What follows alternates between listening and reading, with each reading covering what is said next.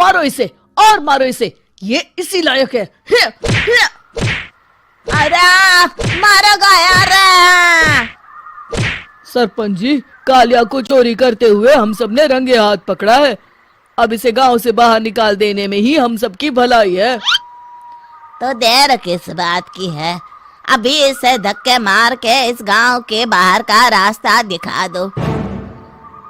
अरे सरपंच ऐसा मत करिए, मुझे एक मौका और दीजिए, मैं दोबारा कभी चोरी नहीं करूंगा।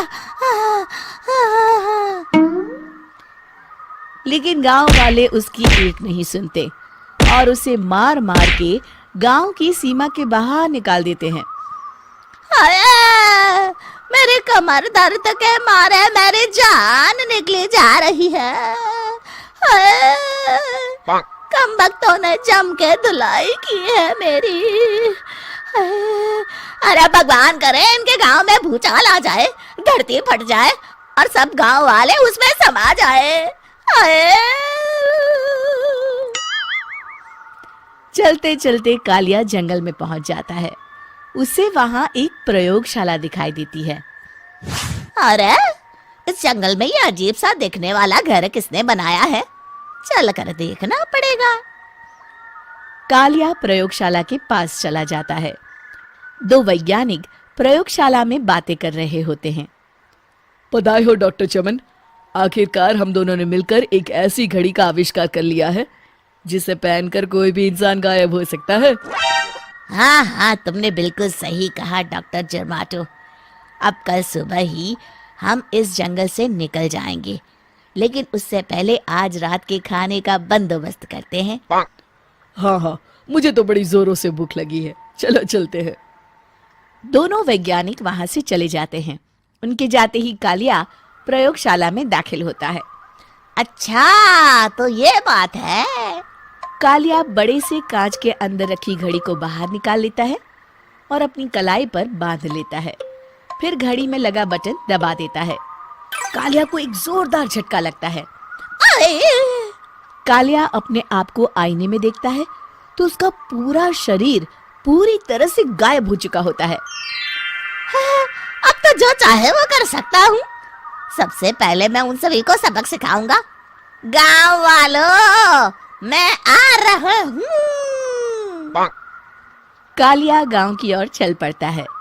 थोड़ी देर के बाद दोनों वैज्ञानिक वहां आते हैं। अरे ये क्या, लगता है कोई हमारी घड़ी चुरा कर ले गया है। ये देखो पैरों के निशान। अब क्या होगा, अगर वो घड़ी किसी गलत हाथों में पड़ गई तो अनर्थ हो जाएगा। तुम चिंता मत करो, हमारी घड़ी में जो बैटरी लगी है ना, वो सिर्फ 24 घंटे चलेगी। उसके बाद वो घड़ी काम करना बंद कर देगी। उधर दूसरी तरफ गांव में सरपंच अपने घर में सो रहा होता है। तभी एक आहट से उसकी नींद खुल जाती है। अरे कौन है वहाँ? बड़े मजे से सो रहा है, आज मैं तुझे नहीं छोड़ूंगा।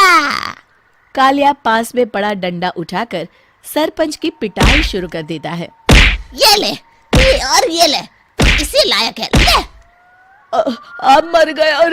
अरे ये क्या हो रहा है? अरे कोई बचाओ मुझे, मेरे घर में भूत आ गया है। सही कहा, मैं भूत ही तो हूँ, ये ले।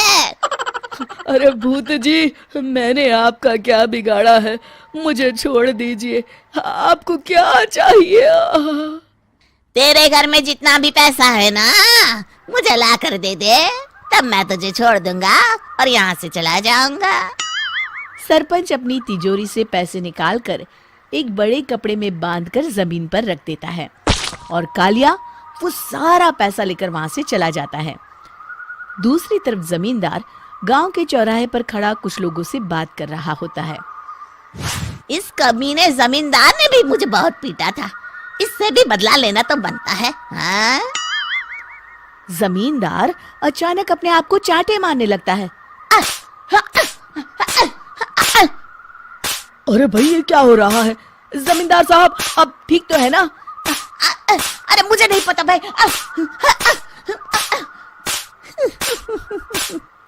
अरे मर गए रे, ये तो पक्का किसी भूत प्रेत का काम है।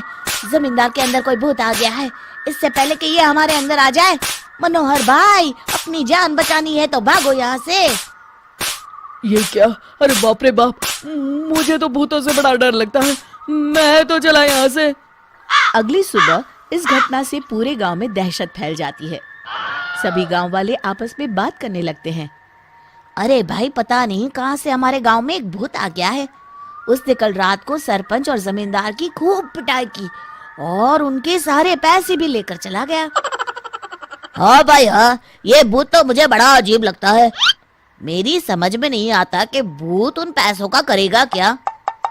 अरे तेल में पकोड़े बना के तलेगा बेवकूफ। इस बात की चिंता करके कहीं वो भूत हमारे घर में ना आ जाए। तुम बिल्कुल सही कह रहे हो आर्या, मैं भी इसी बात से घबरा रहा हूँ। अच्छा, अब मैं अपने घर जा रहा हूँ।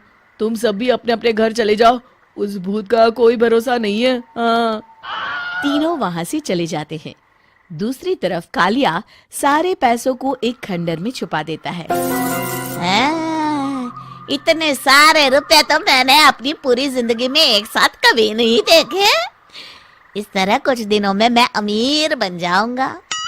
आज मैं उस मोटे बब्बन को अपना शिकार बनाऊंगा। सुना है दहेज में बहुत सारे पैसे और गहने मिले हैं उसे।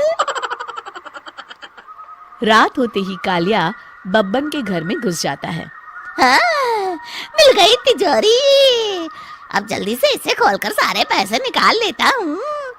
अरे खुल जा खुल जा। खुल गई। कालिया पैसे थैले में भर ही रहा था कि तभी बब्बन उसके बगल में आकर खड़ा हो जाता है। भाई क्या कर रहा है? हाँ? अरे हट। अरे तेरी इतनी हिम्मत, मैं तेरे सामने खड़ा हूँ और तू फिर भी मेरी तिजोरी से पैसे चुरा रहा है। अरे मैं तो गायब हूँ, तू मुझे कैसे देख रहा है? कालिया अपनी घड़ी को देखता है।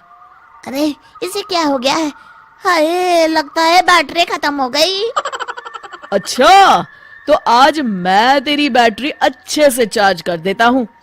अरे भाग्यवान, जरा मेरा डंडा तो लाना। ये मोटा मुझे नहीं छोड़ेगा। अरे भागो। कालिया भागकर घर के बाहर जाता है। बाहर सभी गांव वाले हाथ में डंडा लिए खड़े होते हैं। अच्छा, तो तू वो भूत है? मुझे माफ कर दीजिए सरपंच जी, मैं आपके और जमींदार जी के सारे पैसे लौटा दूंगा और आज ही हमेशा के लिए ये गांव छोड़कर चला जाऊंगा। शिक्षा, बुराई ज्यादा दिन की मेहमान नहीं होती, एक दिन उसका अंत हो ही जाता है।